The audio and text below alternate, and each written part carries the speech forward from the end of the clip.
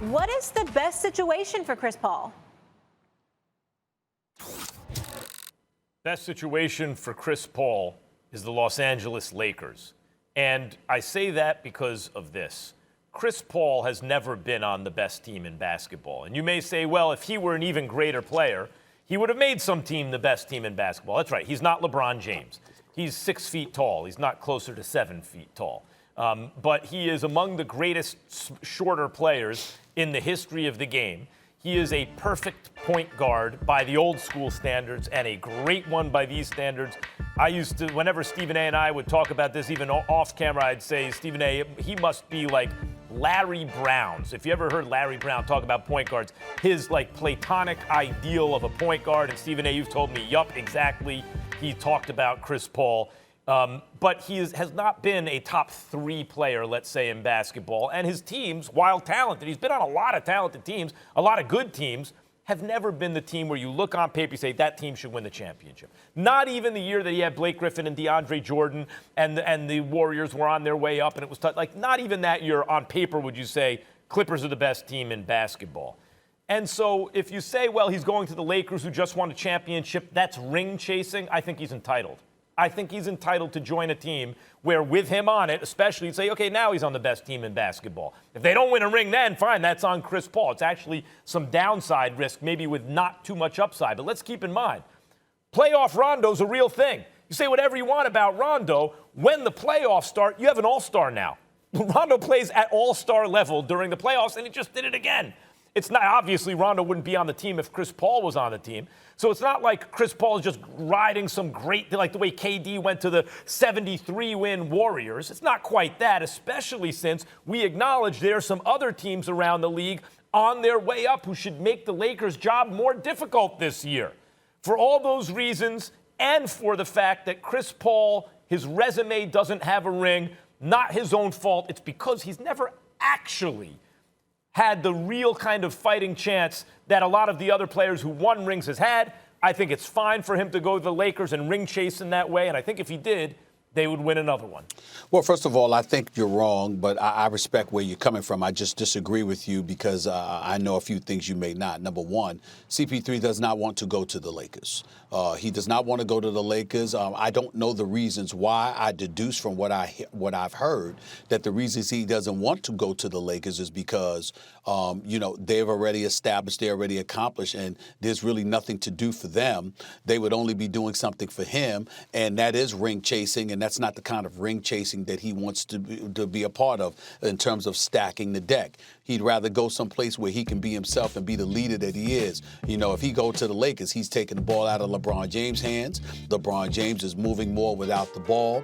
LeBron James is playing more of a role of spectator status in terms of Chris Paul being that floor general, even though Chris Paul wanted to play off the ball, which is why he didn't mind leaving the Clippers to end up in Houston with James Harden, because he wanted to show that he could play off the ball as well, which he obviously has done. But I think that the Clippers would be an ideal situation for a multitude of reasons. Number one, Chris Paul has known Ty Lue for years. They're relatively close. Chris Paul would love to play for Ty Lue. Number two, Chris Paul has an exceptional relationship with owner Steve Ballmer. They've had dinner from time to time. They're still relatively close. They communicate with one another. Number three, before Doc Rivers departed, and left the Los Angeles Clippers, from what I'm told, Kawhi Leonard had echoed to him and various others within the organization that he wanted a point guard. That's not to say he wants to get rid of Patrick Beverley or anything like that, because we all respect the hell out of Patrick Beverley. We know that he brings something to the table, particularly on the defensive side of the ball.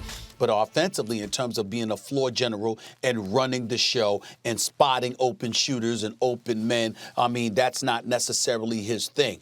That would be CP3, the quintessential point guard who, by the way, Max, I'll go out on a limb and say this. If Chris Paul was 6'9", Chris Paul would be seen as being almost, if not just as great as Earvin Magic Johnson.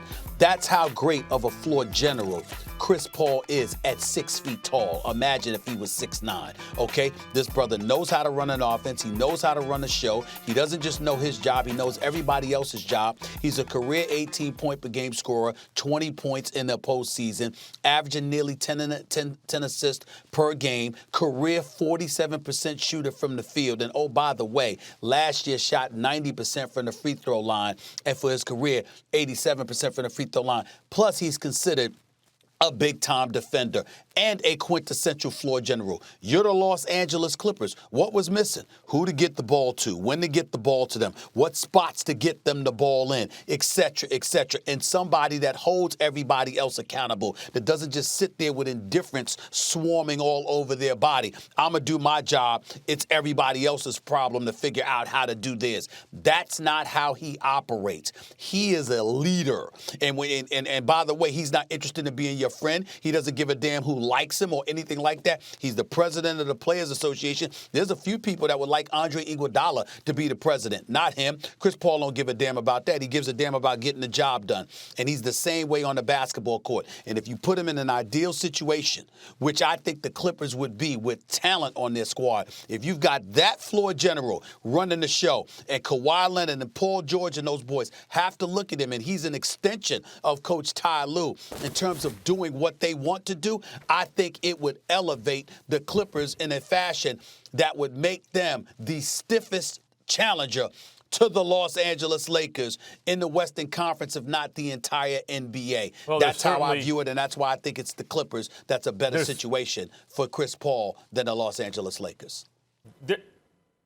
They're both great situations. The Clippers comes with more upside if he can win. Remember, the Clippers have never even been to a conference finals in their history. Never. Including with Chris Paul and Blake Griffin and those guys, including last year with Kawhi and Paul George. So there is more upside if he wins, but there's also more downside if he loses. It's a riskier, higher reward, that's what he higher wants. Risk, higher reward move to go back to the Clippers. Thanks for watching ESPN on YouTube. For live streaming sports and premium content, subscribe to ESPN+.